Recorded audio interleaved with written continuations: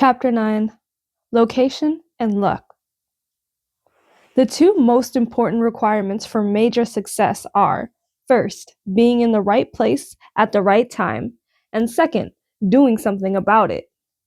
Ray Kroc, pioneer of McDonald's. How did this book end up in your hands? Probably through a series of serendipitous events. For example, even its authors did not meet through a mutual friend. We didn't happen to work at the same company. Neither one was a client of the other. The way we met and how this book ended up in your hands is down to pure chance. We both went to a business dinner, which is not something either of us make a habit of doing, and we ended up sitting next to each other and joked about the quality of the overpriced steak in front of us. Then, at the end of the event, it just so happened that we found that we lived in the same part of London.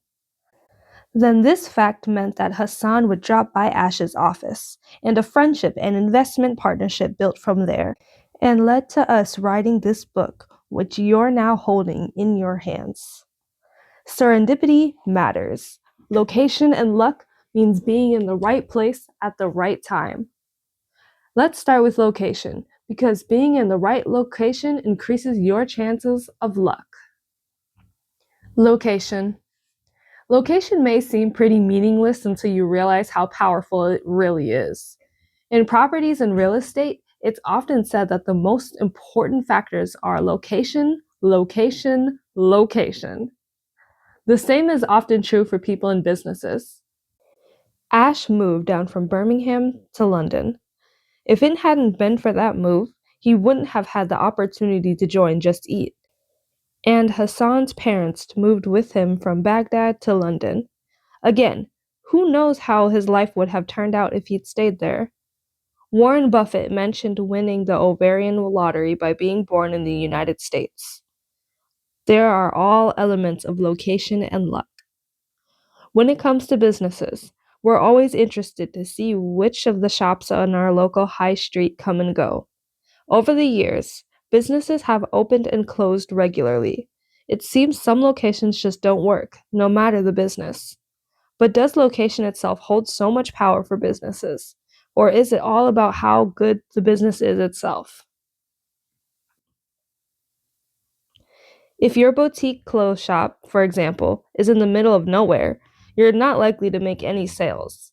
If your new gym is based in a geographically hard-to-reach place, it will be tough to get many customers. It's pretty obvious. If your physical business is in a bad location, customers are less likely to stumble upon it or to make the journey to use your facilities. That's why there are such things as shopping centers or high streets where you'll find so many similar businesses competing with each other in the same place.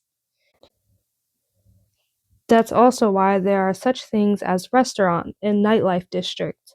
Again, with businesses all competing with each other. And what about Chinatowns in cities all over the world? Why would all Chinese restaurants compete with each other on the same patch of land? Clearly, there must be benefits to being in a certain place that outweigh the downsides of competition or increased costs. This phenomenon is called clustering in economics, the fact that businesses tend to cluster together. The question is, why does clustering occur?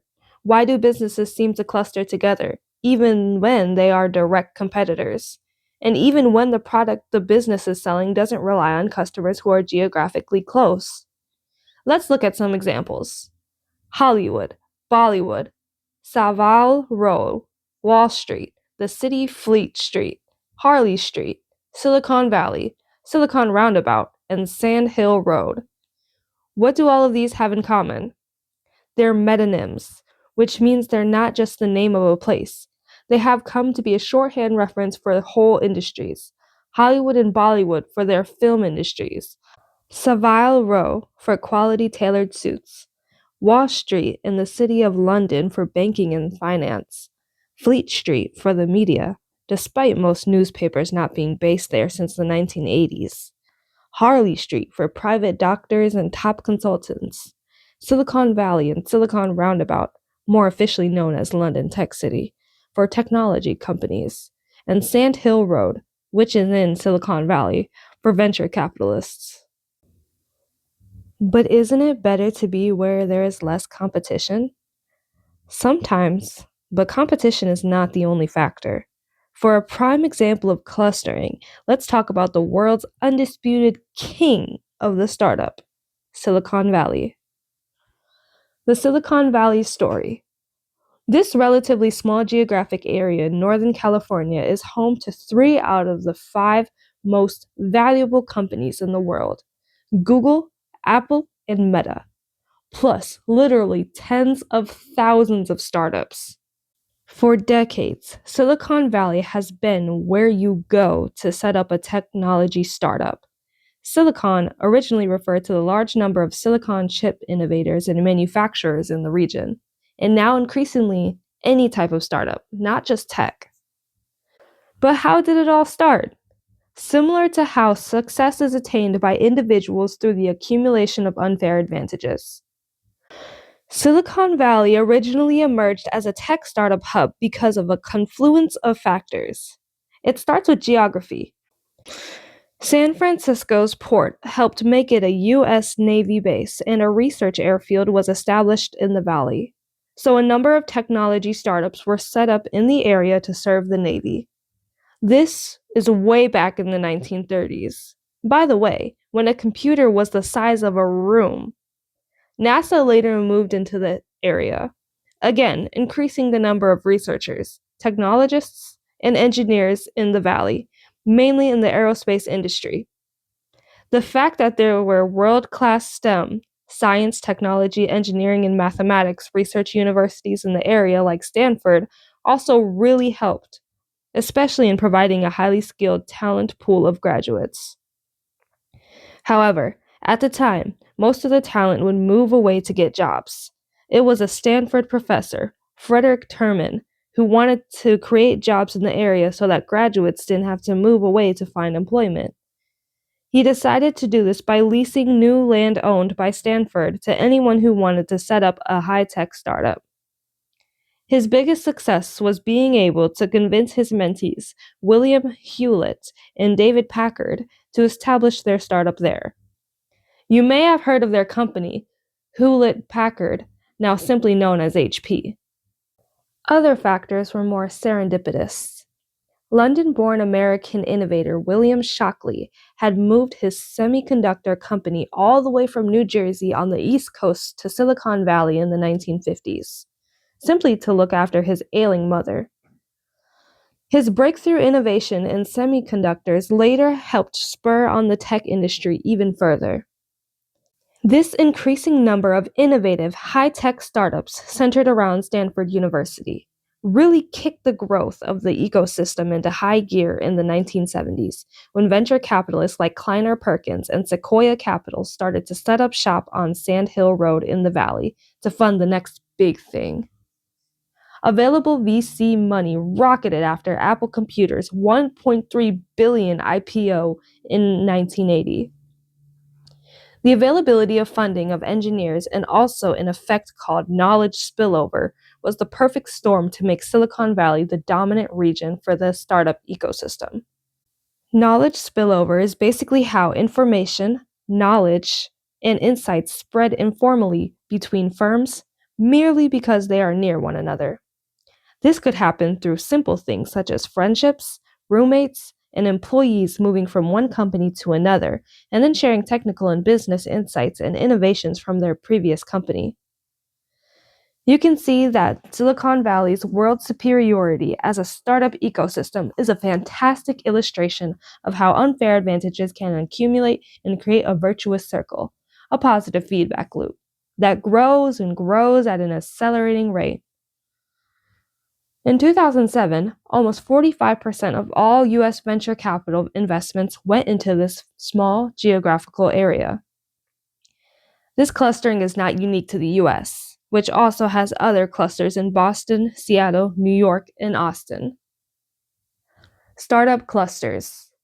In the UK, we have Silicon Roundabout in London and Silicon Fen in Cambridge, sometimes referred to as the Cambridge Cluster, as well as Oxford Science Park and other centers in Manchester, Edinburgh, and Bristol. Again, These are clustered around top universities where talent and funding are available.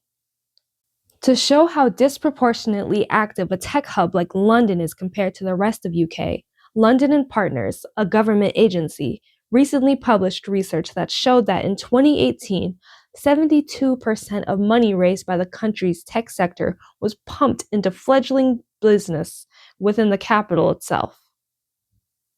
These hubs are a worldwide phenomenon. There's Berlin, Bangalore, Beijing, Shenzhen, and Singapore. Indonesia is also interesting as it has the hubs of Jakarta, Bandung, and Yogyakarta, but also the famous digital nomad hub in Bali, where entrepreneurs work on their laptops from beachside bars.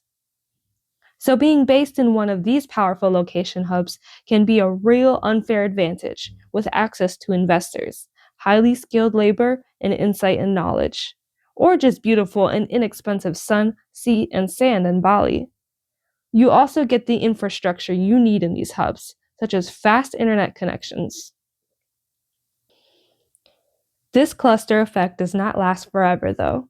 In the case of Silicon Valley, increased crowding in the valley and very high wages have led to rocketing costs of living, which in turn have forced many young companies to move to alternative locations, such as Austin, Texas, and Miami, Florida.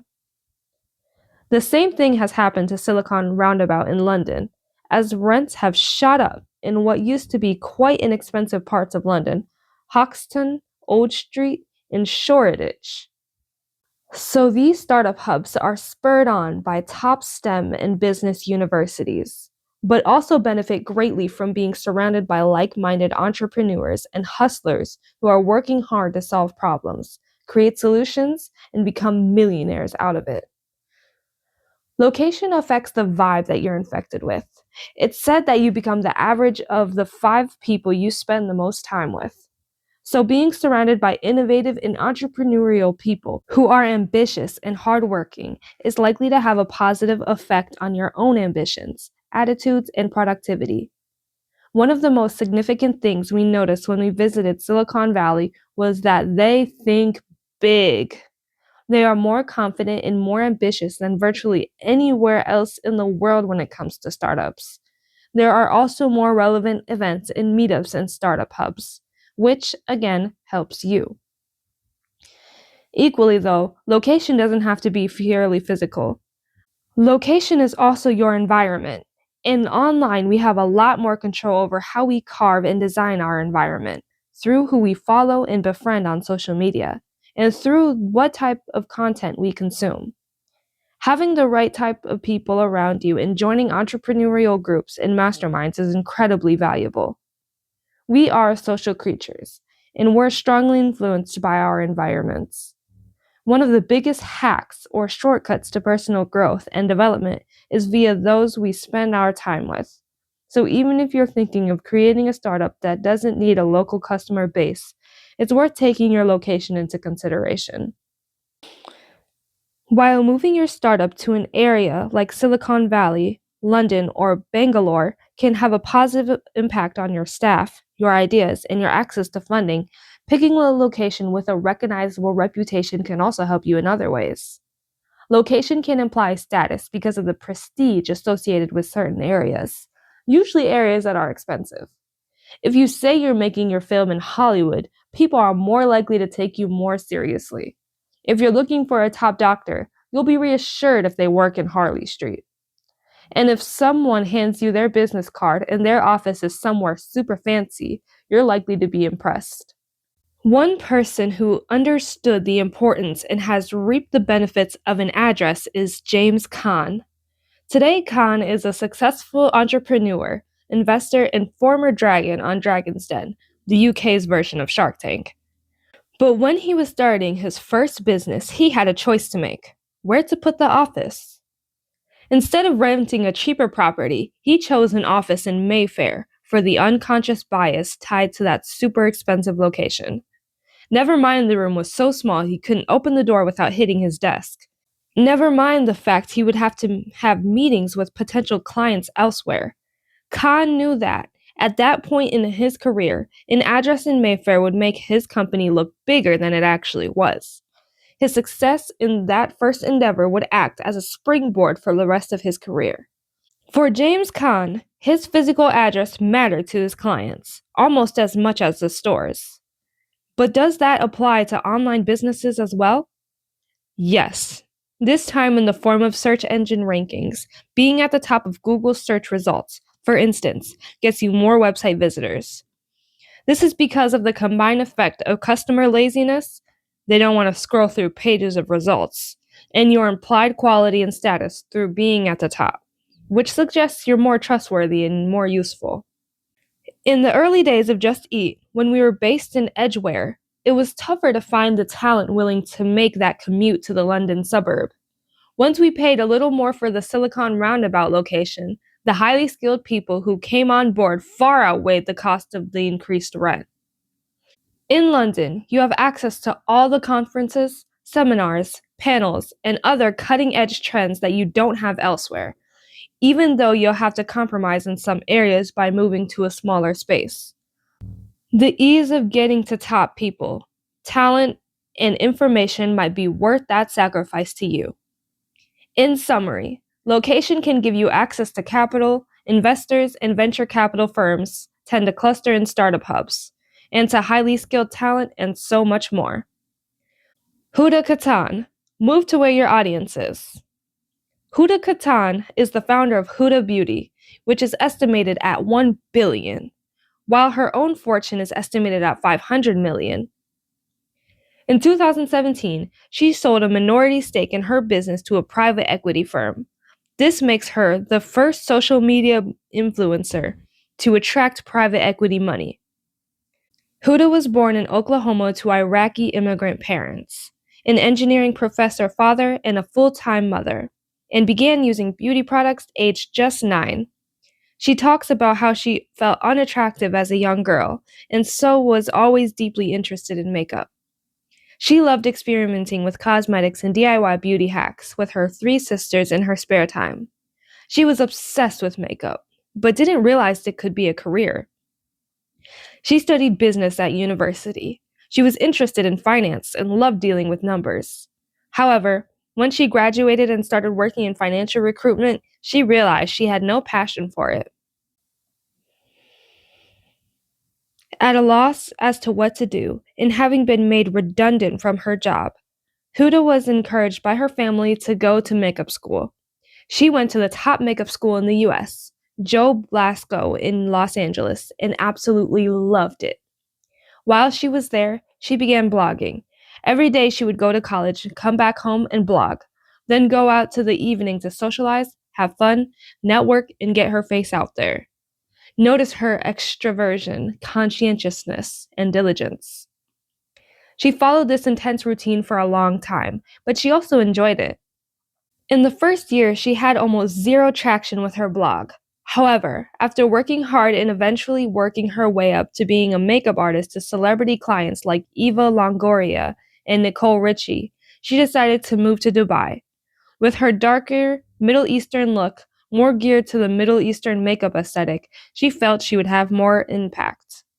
Location, going to where her initial audience and target market was. With the encouragement of her sister, she decided to launch her first product, false lashes. Her sister invested $6,000 and they went for it. With Huda being very particular about the look and feel of the brand, the packaging, and the quality of the product, responding to a specific need of women who wanted beautiful false lashes. Her lashes were so successful that Kim Kardashian herself began wearing them. Insight. She knew exactly the branding and the product specifications that her audience would like. Status. She was so good that she was doing makeup for celebrities and royals, and then having her product used by the celebrity royal that is Kim Kardashian.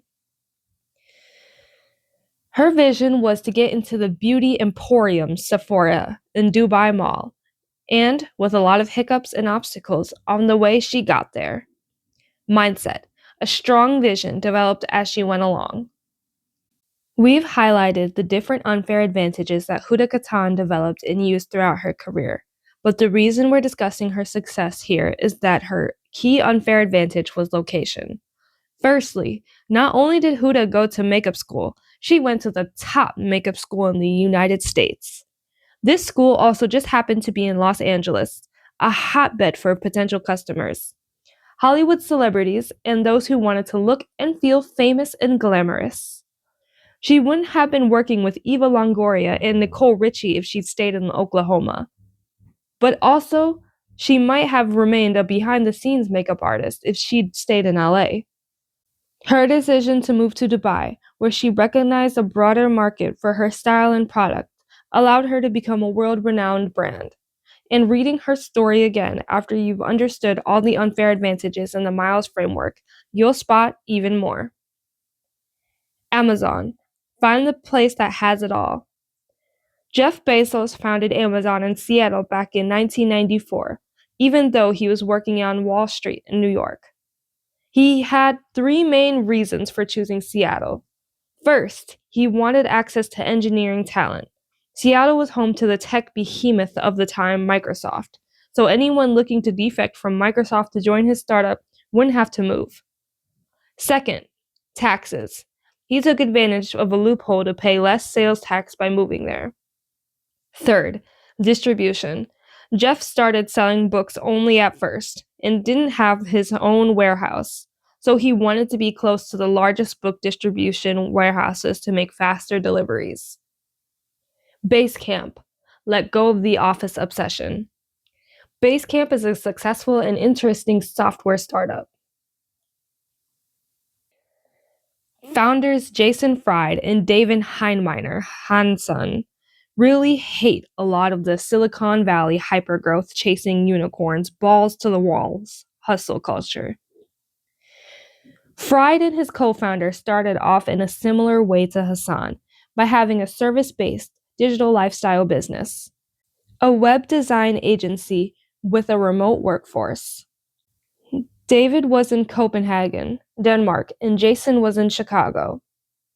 As they got more clients, it was difficult to manage projects through email chains, and their insight was that they needed one place to put all the information and files for a project in order to be able to manage it properly. They created some software to use within their company to help their internal project management, and clients started asking them about it. They wanted to use it themselves. That's when they started becoming a software company. They bootstrapped, never raised money from outside investors, and simply grew the business based on revenue. Jason and David are a great example of a company that was very deliberate about its location, in that the founders and most of their staff live in separate countries. Rather than moving everyone to one place, they embraced their various locations as a positive, and turned this into a defining feature. They have been able to leverage remote working as a culture in the company. As they explain, over the last 18 years, we've been working at making Basecamp a calm company. And yet, we've been profitable every year since the beginning. We've kept our company intentionally small. We believe small is a key to calm. As a tech company, we're supposed to be playing the hustle game in Silicon Valley, but we're blissfully far away in Chicago, with employees working remotely in 30 different towns around the world.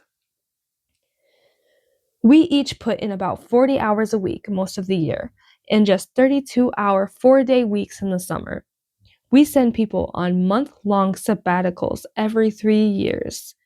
We not only pay for people's vacation times, but we pay for the actual vacation too. We're in one of the most competitive industries in the world, an industry dominated by giants and frequent upstarts backed by hundreds of millions of dollars in VC money. We've taken zero. Where does our money come from? Our customers. They buy what we're selling, and we treat them exceptionally well. Call us old-fashioned. Luck. I found that luck is quite predictable. If you want more luck, take more chances, be more active, show up more often. Brian Tracy, Canadian motivational speaker. No matter how much skill and determination you have, if you roll a 0 for luck, the outcome is 0. Paul Graham, co-founder of Y Combinator. You may want to know why luck and location are in the same chapter. We actually went back and forth on this, but there was a phrase that we kept returning to: being in the right place at the right time. We have discussed luck in this book already, but it's worth coming back to look at in the context of right place and right time. Timing is so incredibly important in startups. So the question is there something we can do to increase our chances of getting the timing right? Next, we'll discuss how we can increase our chances of getting lucky in general, just by changing our mindset. Sounds too good to be true, but it actually has scientific backing. Getting the timing right. In the late 1990s, Bill Gross started Idea Lab, one of the first startup incubators. Naturally, he wanted a few questions answered. Mainly, he wanted to know what exactly made the difference between successful startups and failures.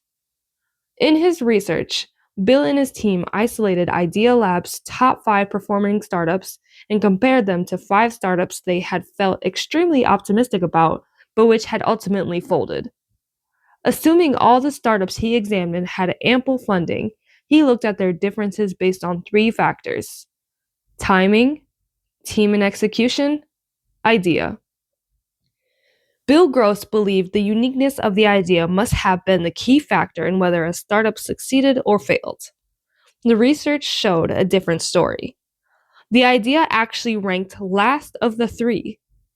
Team and execution finished second, timing finished first. The number one thing was timing.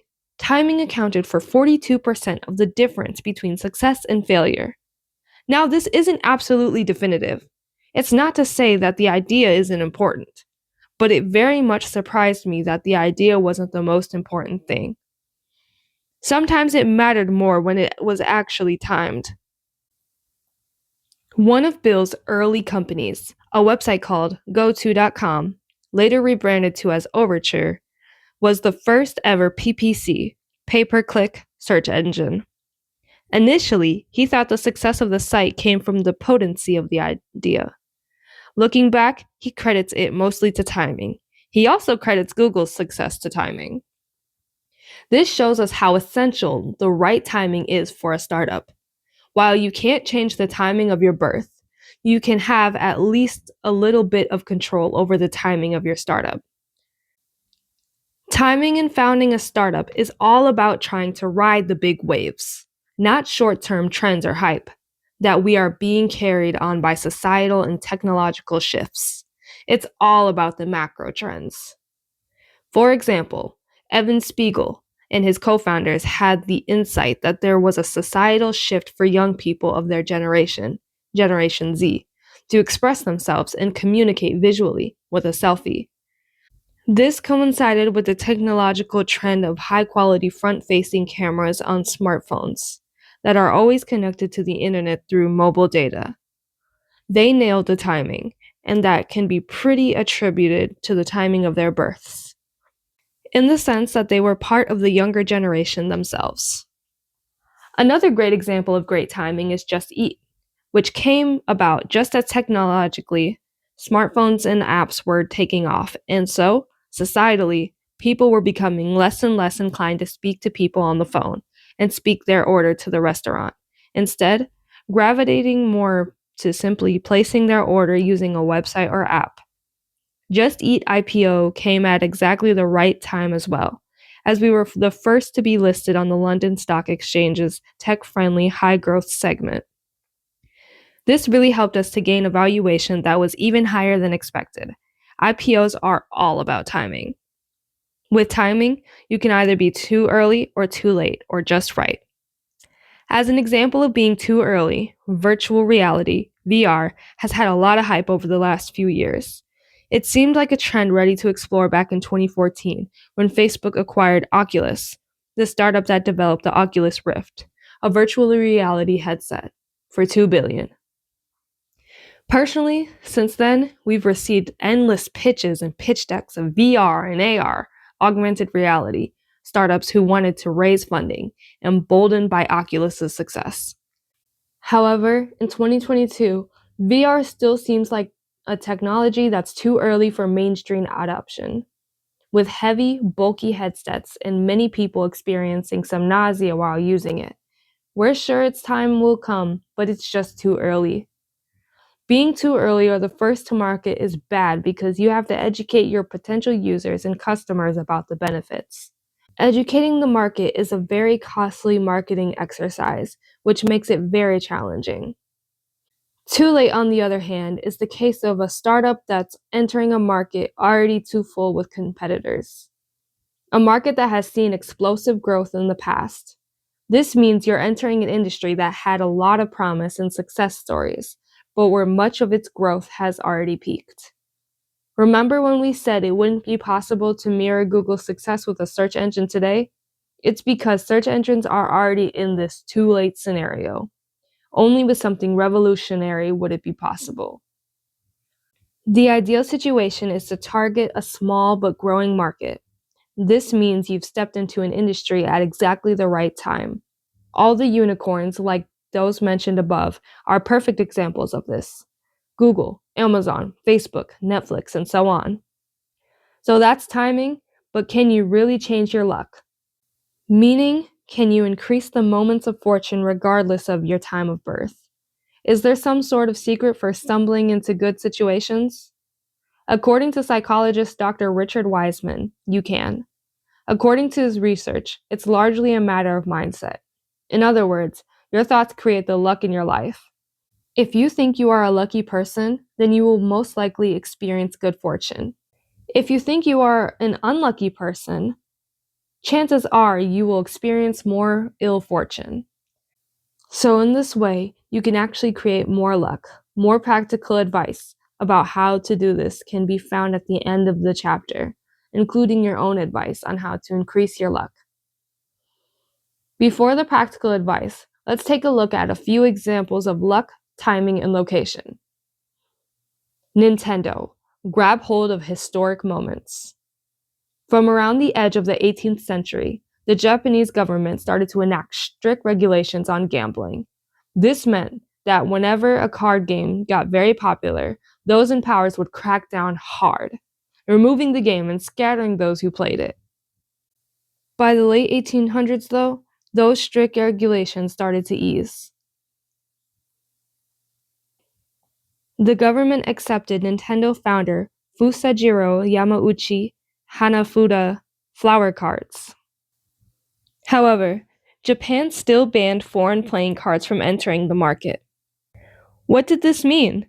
It meant that Yamauchi was able to deliver a game into a game-starved world. He was lucky enough to be born at the exact moment to take advantage of a historic gap in the market. An opportunity that had been suppressed for past entrepreneurs and wouldn't exist for future competitors. He saw that moment and grasped it in time for his cards to be consumed by nearly everyone in Japan. That perfect timing launched a business that continues to exist 2 centuries later. A fact that can also be put down to the excellent game they've put out since. Anticipating and creating the trends of the times. Mario, Zelda, and Pokemon continue to do extremely well in the video game industry. Deliveroo. Have your idea ready for the right moment. Launched in London, Will Shu knew Deliveroo would work because he could see the problem every day. People wanted food, but they didn't want to go out and get it. Having experienced easy takeaway culture in New York, he could see how a similar project might work in the UK. We saw in the previous chapter how this insight provided such an important unfair advantage for Deliveroo. But here we see that location and luck played their part too. Even though the service it provided is similar to that of Just Eat, Deliveroo was able to succeed at taking some of the same market. Rather than go for people who wanted food in general, Shu focused on only higher-end restaurants, and only those that didn't already deliver. Why did this work? In part because Will Shu started his business in the heart of one of the wealthier parts of London, Chelsea. This was a great location for what he was trying to do, as he knew he could target customers wealthy enough to afford the expensive eating spots.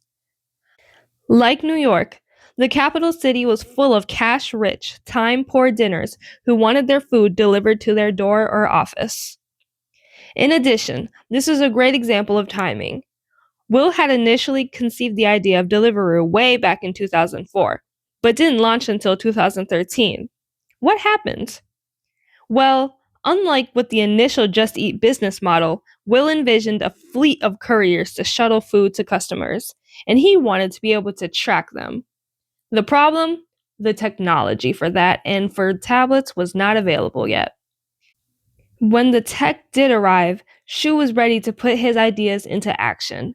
There were no other competitors in London yet, and so he got there first. Although he had to wait a whopping 9 years before launching, Will Shu led Deliveroo to unicorn status, worth more than $1 billion when the company finally came to be. Location and luck as your unfair advantage. We all know that location is important. When choosing a place to live, we'll consider all the amenities in the local areas. The schools, the transport links, the parks or local gyms, as well as other factors like the crime rate, whether we like how the area looks, and what's going on in the local community. So why wouldn't we give the same care and attention to where we start our business? Location may feel like the unfair advantage that we have the least control over. We can't choose where we're born, but it can also be the one that has the most potential for flexibility. You can always move. Only you can know what your business needs, so ask yourself if your location could be better. Before you launch, it's always worth asking yourself if you are positioned, both physically and online, where you need to be in order to give your business the best chance of success. Are you near other similar businesses? Do you have access to the talent you need to build your business? Are you easy to find for potential clients or customers? Consider the way your location supports or hinders your progress as a business. You may be hidden away in a residential area, but that could be great for keeping a talented workforce happy living nearby. You may be squeezed into a tiny office, but your prestigious address impresses potential clients. Even if you're a one-person business, you can think about this. Working from home might cut your commute, but staying in your pajamas all day might affect your productivity. Paying for a desk in a co-working space could impact your profits, but increase your network. Weigh up the pros and cons and see if location could be the key to your success. If you feel that your physical location isn't strong, then you have two choices. Either you can move, or you can simply learn to leverage the internet by working and hiring people from all over the world to work with you remotely, as Basecamp did. In this way, it's also important to consider your location on the internet. Is your website inviting? What is its ranking? Investing in good SEO and a strong design is key here. If your website is one that people want to return to, then you immediately have an unfair advantage over the generic clunky sites offering similar services. How to get more lucky. So that's location, which seems relatively simple compared to the fickle thing called luck. But is it possible to make your luck your unfair advantage too? We've already talked about psychologist Dr. Richard Wiseman's theory that you can create your own luck. So what does that mean in practice? In his book, The Luck Factor, Wiseman identifies 4 basic principles that lucky people use to create good fortune in their lives. 1. Maximize your chance opportunities. In this step, Wiseman says it's not enough to be in the right place at the right time.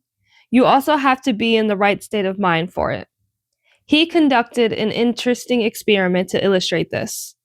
2 volunteers, Martin, who describes himself as lucky, and Brenda, who considers herself unlucky, were asked to wait for further instructions in a coffee shop.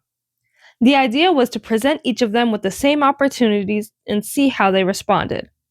Wiseman left a £5 note on the floor for each of them to find and planted a successful businessman at one of the tables. The result? Martin noticed and picked up the £5 note and sat next to the successful businessman. Within minutes, he'd struck up a conversation and even offered to buy him a coffee. Brenda walked straight past the £5 note without noticing it, even though she sat down next to the businessman. She just sat there in silence. When asked later about their luck that morning, Martin excitedly spoke about how he'd found money on the ground and how he'd met the most interesting person, whereas Brenda just looked blank and said she had an uneventful morning. This shows how important it is to always be looking for opportunities and always be looking to create them. By being observant, proactive, and initiating conversation, Martin was able to strike up a friendly relationship with a stranger who could potentially add value to his life. By being more passive, Brenda missed out on this. This is something that natural extroverts would be better at, but even the introverts among us can work at being more open to opportunities and encounters. 2.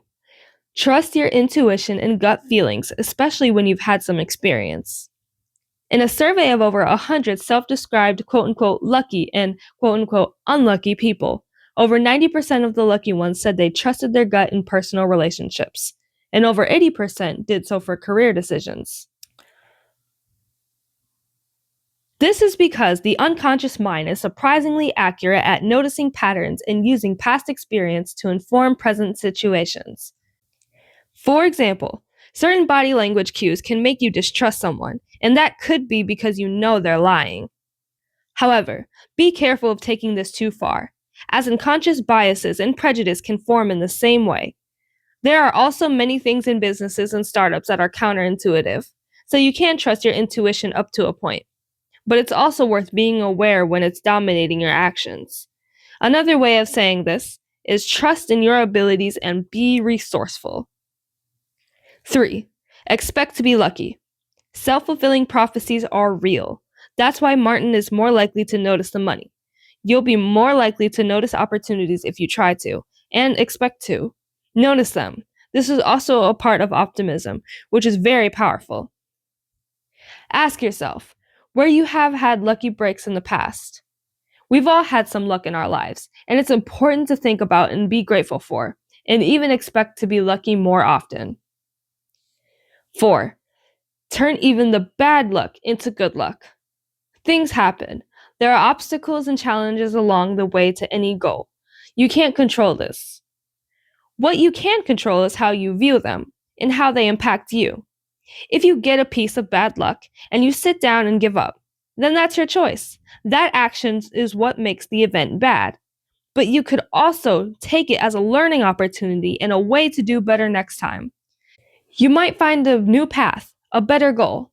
How lucky you got that nudge. You can make your good luck by focusing your attention on what you're grateful for, instead of what you don't have.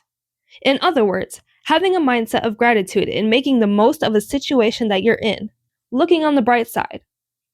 Ask yourself, if you ever had something bad happen to you that turned out in fact to be a blessing and something good. Again, this is universal. Our short-sighted perspectives in our own lives can never anticipate where things may lead. So obviously, we don't have full control over luck, but we can stack the deck in our favor a bit by having the right mindset. What we'd add to these 4 basic principles is very important. Take more action. Do more things. Meet more people. Go to more events. Blog about your startup. Produce things and publish them. Get feedback. Put more stuff out into the world. This is a very powerful way of increasing your luck, because it's like to roll a double 6 on a pair of dice, and you can roll as many times as you like. Obviously, you just keep rolling the dice until you got a double 6. That's increasing your chances, because nobody is counting your number of attempts in life. Location and luck as a double-edged sword. The flip side of a good hub location is the fact that it can be very expensive. Elsewhere, you can get staff at a lower cost, cheaper office space, lower living costs, etc. All these things can massively help with reducing your burn rate and increasing your runway. Also, just as with Basecamp and digital nomads who travel the world, you can use a non-hub location as a reason to increase your skills at hiring and working remotely, and a way of attracting highly skilled staff who don't already live in your own area. This can be a powerful way of keeping overheads and staff costs low, and still assessing a huge talent pool of highly skilled workers. This was Hassan's approach. A quote-unquote bad location, like a smaller city without much of a startup ecosystem, can actually be an advantage. You might see problems and unmet needs here that those in the heart of a metropolis might never find, or where there might be too much competition with lower costs of living. Your startup can survive for much longer before you turn a profit. Moreover, you now have the incentive to work with people all over the world remotely, hence tapping into the worldwide labor market instead of trying to recruit someone from down the street. But what if you're in Silicon Valley or the Silicon Roundabout in London? Will you find disadvantages there? Yes, a great location can be prohibitively expensive to rent property, or the talent there might be extremely expensive and fickle. Why? They are constantly being courted by other startups to work for them instead. When it comes to luck, not enough of it means you are all the more determined to do things the hard way. Not lucky enough to be born into a trust fund? You can bootstrap instead. Don't happen to run into a programming expert who is looking for a co-founder. You will have to search the old-fashioned way, by networking and meeting people. There can also be a downside to too much early luck. When luck strikes too soon in a business, such as with very early success, you might never develop the thick skin required to take rejection, or the humility to take feedback. You might assume you are a better manager and leader than you really are. You might simply be misled about the timing of your idea, attributing your success to another cause.